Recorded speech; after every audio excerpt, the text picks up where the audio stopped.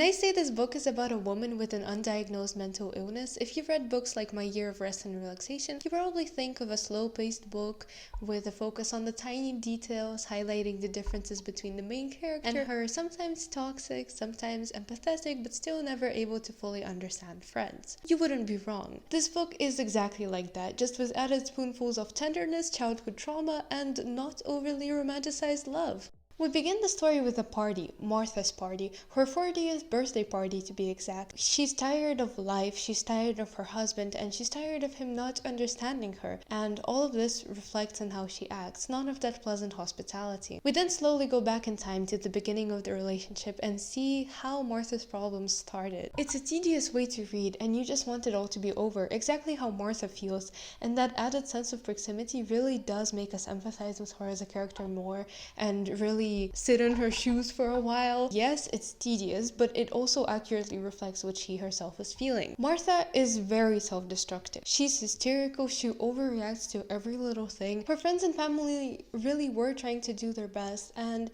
they were doing, in my opinion, a substantial amount. Because it was a hard book emotionally also to sort of confront yourself with the situation and think about what you would do in the places of Martha's friends and family. It almost started to feel as if the fatigue was starting to seep into my own life, but the book was really brightened with moments of happiness and wit. It was a very realistic approach to people. So often we have characters with mental illnesses that don't recognize that they have those mental illnesses, and the authors make it a really big plot point of the book and the subsequent development of the characters, that they recognize that they're different and it's like a whole journey of change. And don't get me wrong, I'm not discounting that at all. It is possible, of course. The situation here, the way that it was portrayed, with Martha recognizing it and feeling this just sense of doom, this unparalleled pain that she cannot just fix herself, knowing that she's so different from the people around her.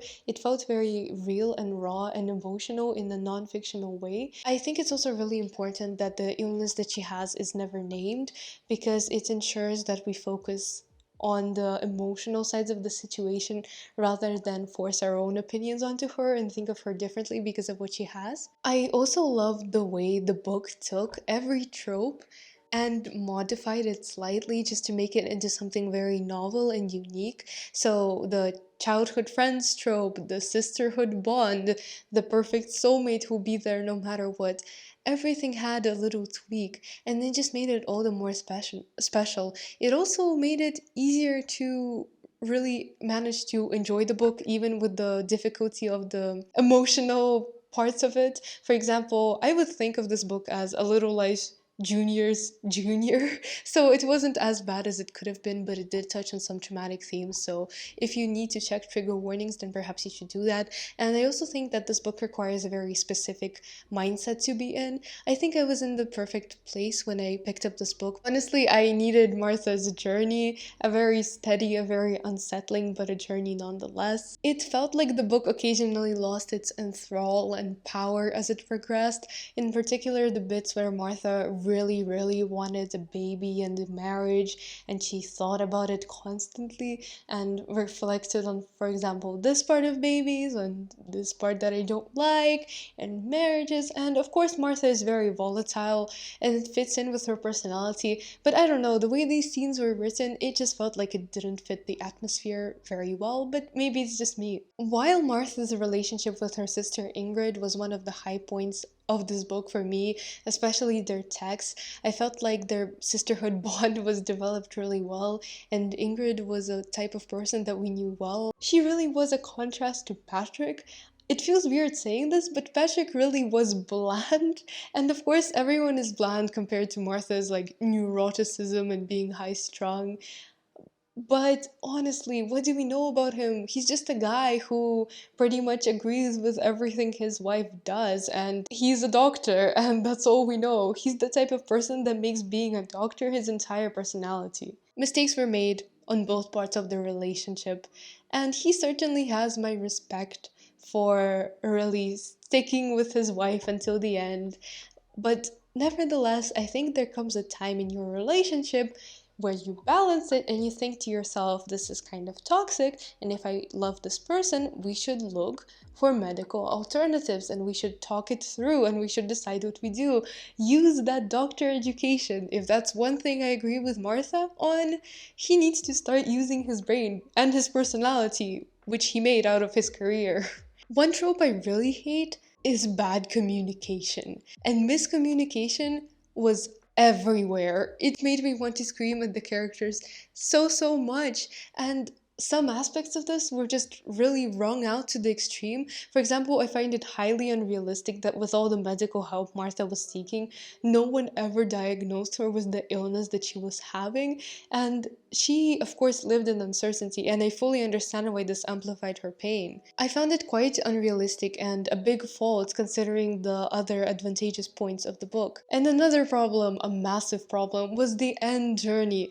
If you are a cynic who wants a slow and developed journey towards bliss, and you're not just happy with a yay, now suddenly everything is diagnosed and everything is fine and we can work through it together, sort of mood switch crammed into the last couple of pages, I don't think you'll find your bliss here. It's very hard to be with people who are violent because of their mental illness, and not even just to date, but to react in situations where they do not act normal in public gatherings and in personal situations, and I think this book really does great talking about the fine lines. However, my final judgment, and I know this review was brief, is that you should not pick up this book because I don't think you'll find your bliss here. The sorrow, sure, but the bliss is just not worth, even with all the amusing commentaries, it's just not worth the tedious drag that the book was. And yes, of course, it made us empathize with Martha, but maybe you could just, like, I don't know, reach out and talk to a person with an actual mental illness, especially if you know them, and see what you can do to support them and see what you're doing wrong and ask them and engage in conversations. Really, don't torture yourself with this book just for, like, understanding better. I think there's better books, to be honest. I know this review was quite brief, and this is also because I tried to keep my reviews in the Women's Prize for Fiction playlist without spoilers, so that if you like the book, you would pick it up. If you want to pick up this book, by all means, go ahead. I just personally don't recommend it, but it's, of course, totally your choice. Because I'm not so passionate about this book, I just don't have a lot to talk about here. So I hope you enjoyed the video. Thank you so much for watching, and see you on Sunday.